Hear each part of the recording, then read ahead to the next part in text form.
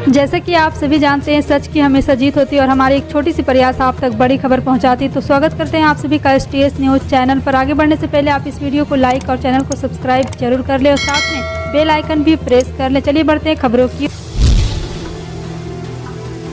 बता दें कि पाटन क्षेत्र से भाजपा के जिला पंचायत सदस्य मोनू साहू ने कांग्रेस का दामन थाम लिया है। साहू को पार्टी में प्रवेश मुख्यमंत्री भूपेश बघेल ने दिलाया।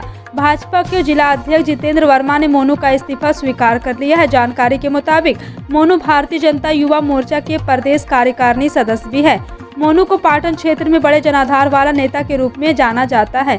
साहू के कांग्रेस में जाने के भाजपा को करारा झटका लगा। एक तरफ जहां भाजपा मिशन 2025 की तैयारी में लगी संगठन को मजबूत करने के लिए बड़े नेता लगे हुए हैं, ऐसे समय में साहू का अचानक कांग्रेस पार्टी ज्वाइन भाजपा के लिए बड़ा नुकसान बताया जा रहा है। मोनू साहू के इस फैसले की सूचना मिलते ही भाजपा जिला अध्यक्ष जितेंद्र वर्मा ने उन्हें पार्टी से निष्कासित करने का मैसेज कर दिया। मोनू ने अचानक इतना बड़ा फैसला क्यों लिया, इसके पीछे कई वजहें बताई जा रही है। महाराष्ट्र में शिवसेना पर दावेदारी को लेकर उद्धव ठाकरे गुट और एकनाथ शिंदे गुट के बीच जंग जारी है। इस बीच शिवसेना नेता संजय राउत ने एक बार फिर एकनाथ शिंदे और देवेंद्र फडणवीस की सरकार पर हमला बोला है। उन्होंने कहा है कि उद्धव ठाकरे के बिना शिवसेना के बारे में कोई सोच भी नहीं सकता है। हमारी आवाज दबाने की कोशिश मत कीजिए, हम लोग चुप रहने वाले नहीं हैं। संजय राउत ने दावा करते हुए कहा है कि महाराष्ट्र में एकनाथ शिंदे और देवेंद्र फडणवीस की सरकार ज्यादा दिन नहीं टिकेगी। दुनिया भर में मंकी पॉक्स के मामले तेजी से बढ़ रहे हैं और ये वायरस अब खतरनाक रूप लेता जा रहा है। विश्व के 80 देशों में अब तक 17,000 से ज्यादा मामले सामने आ चुके हैं, तो वहीं भारत में भी इस वायरस की पुष्टि हो चुकी है। भारत में ये वायरस अब तक 4 लोगों को अपनी चपेट में ले चुका है। इन्हीं बीच को और देखते हुए विश्व स्वास्थ्य संगठन यानी कि वर्ल्ड हेल्थ ऑर्गेनाइजेशन ने इसे ग्लोबल हेल्थ इमरजेंसी घोषित कर दिया है। मंकी पॉक्स वायरस का संक्रमण जून से जुलाई महीने तक लगभग 80% से ज्यादा फैल चुका है। देश में बेरोजगारी एक बड़ी समस्या के रूप में उभरी है। अभी फिलहाल देश के करोड़ों युवा नौकरी की तलाश कर रहे हैं। ऐसे में कई फ्रॉड करने वाले लोग युवाओं को नौकरी का झांसा देकर उन्हें फ्रॉड का शिकार बना सकते हैं। आजकल सोशल मीडिया पर एक पोस्ट बहुत तेजी से वायरल हो रहा है, जिसमें दावा किया जा रहा है कि मोदी सरकार एक परिवार एक नौकरी योजना लेकर आई है। सोशल मीडिया पर यह दावा किया जा रहा है कि इस योजना के जरिए केंद्र की मोदी सरकार देश में बढ़ रही बेरोजगारी की समस्या को दूर करने के लिए एक परिवार एक नौकरी योजना लेकर आई है। इस स्कीम के जरिए सरकार हर घर के एक व्यक्ति को नौकरी दे रही है। ऐसे में लोग सोशल मीडिया पर यह मैसेज खूब शेयर कर रहे हैं। अगर आपको भी यह मैसेज मिला है तो इस पर विश्वास करने से पहले इस मैसेज की सच्चाई जान ले। अगर आप आज ट्रेन से सफर करने वाले हैं तो आपके लिए खबर काम की है। आज रेलवे ने बड़ी संख्या में ट्रेनों को कैंसिल करने का फैसला किया है। ऐसे में अगर आप आज कहीं ट्रेन से सफर करके जाने वाले हैं तो रद्द ट्रेनों की लिस्ट को जरूर चेक कर लें। आज के दिन कुल 191 ट्रेनों को रद्द करने का फैसला लिया गया है। इसका सीधा प्रभाव यात्रियों पर पड़ेगा। वहीं कुल 13 ट्रेनों को आज रीशेड्यूल करने का फैसला किया गया है और कुल 24 ट्रेनों को डाइवर्ट करने का भी फैसला किया गया है। ऐसे में रेलवे स्टेशन के लिए निकालने से पहले आप रद्द, रीशेड्यूल या डाइवर्ट ट्रेनों की लिस्ट जरूर चेक कर लें।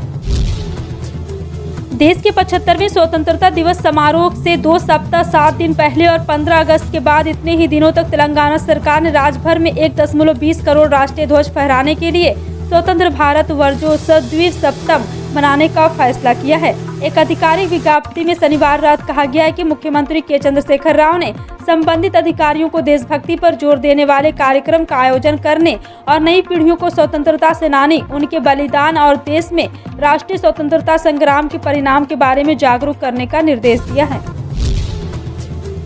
कांग्रेस ने केंद्रीय महिला एवं बाल विकास मंत्री स्मृति ईरानी पर आरोप लगाया कि उनकी बेटी गोवा में गैर कानूनी बार चला रही है। पार्टी ने इसके साथ ही प्रधानमंत्री नरेंद्र मोदी से ईरानी को बर्खास्त करने की भी मांग की है। वहीं केंद्रीय मंत्री ने इन आरोपों को खारिज करते हुए कहा है कि ये सब गांधी परिवार के इशारे पर किया जा रहा है। इस मुद्दे पर टीवी डिबेट दौरान भी कांग्रेस प्रवक्ता आक्रामक रवैया अपना रहे हैं। इस दौरान सुरेंद्र राजपूत ने एंकर से कहा है कि उन्हें स्मृति ईरानी से डरने की जरूरत नहीं है। न्यूज चैनल आज तक पर पश्चिम बंगाल में कथित शिक्षा भर्ती घोटाले में टीएमसी मंत्री पार्थ चटर्जी की गिरफ्तारी पर प्रतिक्रिया देते हुए कांग्रेस प्रवक्ता सुरेंद्र राजपूत ने कहा, सभी भ्रष्टाचारियों के खिलाफ शिकायत होनी चाहिए। पेट्रोल डीजल सस्ता होने का इंतजार बढ़ता ही जा रहा। सस्ते पेट्रोल की आस लगाए लोगों को 3.5 महीने से ज्यादा निकल चुके हैं। आखिरी बार पेट्रोल डीजल के रेट में 6 अप्रैल को बदलाव हुआ था। उसके बाद पेट्रोल डीजल की कीमत स्थिर है। हालांकि इंटरनेशनल मार्केट में क्रूड ऑयल की बढ़ती कीमतों पर एक बार फिर लगाम लग गई है। रविवार को क्रूड ऑयल यहां पे $103 प्रति बैरल के आसपास चल रहा है।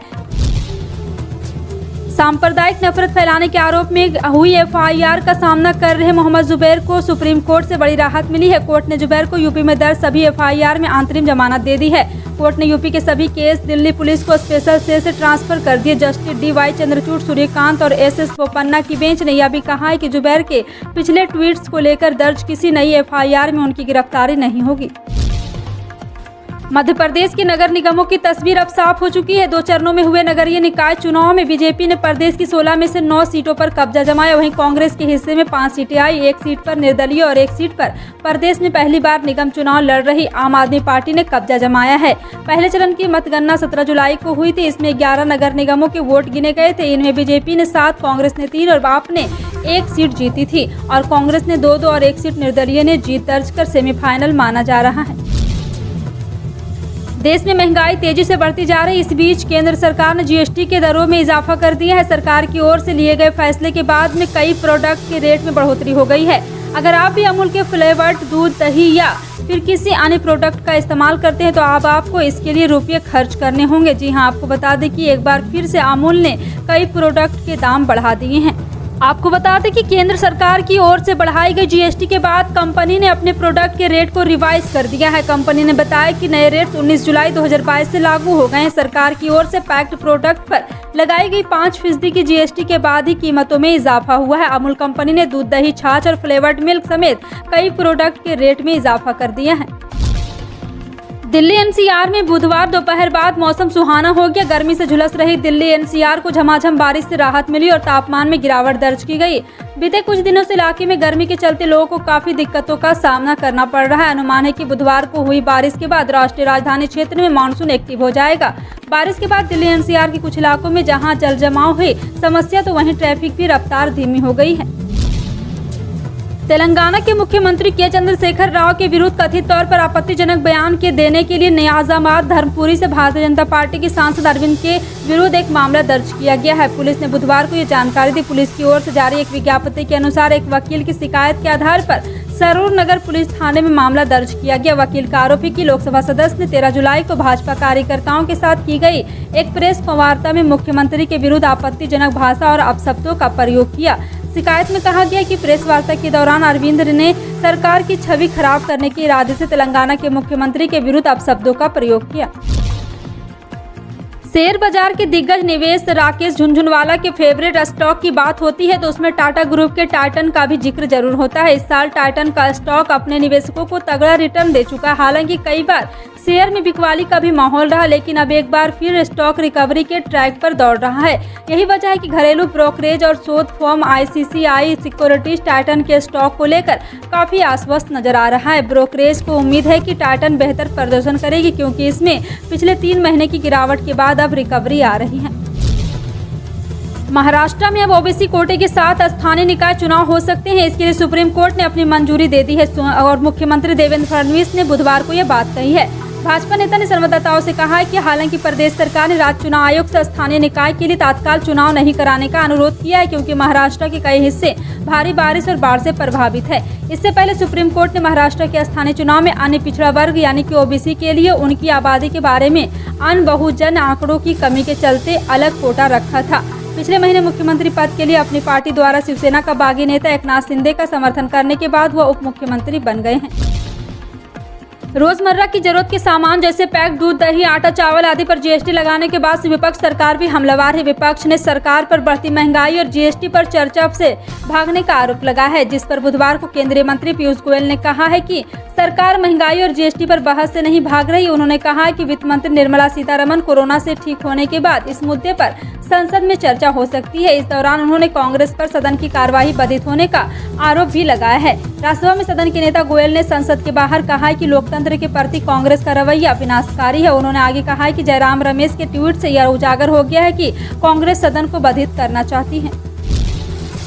देश में कोरोना के सक्रिय मरीजों की संख्या में बढ़ोतरी ने एक बार फिर से लोगों की चिंता बढ़ा दी। इस स्थिति को देखते हुए केंद्र सरकार ने सख्त रुख अपना लिया है। इसी क्रम में केंद्र सरकार ने बुधवार को कोरोना की वर्तमान स्थिति को लेकर समीक्षा बैठक की गई। समीक्षा के दौरान 9 राज्यों के 115 जिलों में बढ़ रहे कोरोना मामलों पर विशेष रूप से फोकस किया गया है। केंद्र की समीक्षा के सामने आया है कि देश में कोरोना मामलों का पता लगाने के लिए टेस्टिंग की संख्या में कमी आई है। अब कोरोना को हल्के में ले रहे हैं। सामने ये भी कहा है कि लोगों में न केवल टेस्टिंग बल्कि वैक्सीनेशन को लेकर भी उत्साह घट गया है। सुप्रीम कोर्ट ने आम आदमी पार्टी की उच्च याचिका पर नोटिस जारी कर दिया है। जी हां, आपको बता दें कि जिसमें केंद्र सरकार के हस्तक्षेप के बिना दिल्ली में नगर निकाय चुनाव स्वतंत्र, निष्पक्ष और तुरंत कराने के लिए राज्य चुनाव आयोग को निर्देश देने की मांग की गई थी। अदालत ने मामले की अगली सुनवाई 26 अगस्त तय की है। वहीं एक अन्य मामले में सुप्रीम कोर्ट ने चुनाव आयोग और महाराष्ट्र के सभी बाधित राज्य पदाधिकारियों को यह सुनिश्चित करने का निर्देश दिया है कि स्थानीय निकाय के संबंध में चुनाव प्रक्रिया तुरंत शुरू की जाए और 4 मई के आदेश के आधार पर इसे आगे बढ़ाया जाए। फिलहाल आपका इन सभी खबरों पर क्या कहना है, कमेंट सेक्शन में टाइप करके जरूर बताएं। इसी तरह की पल पल की अपडेट जानने के लिए जुड़े रहें आप अपने NTS न्यूज चैनल से। मिलते हैं अगली बड़ी खबर में, तब तक के लिए जय हिंद।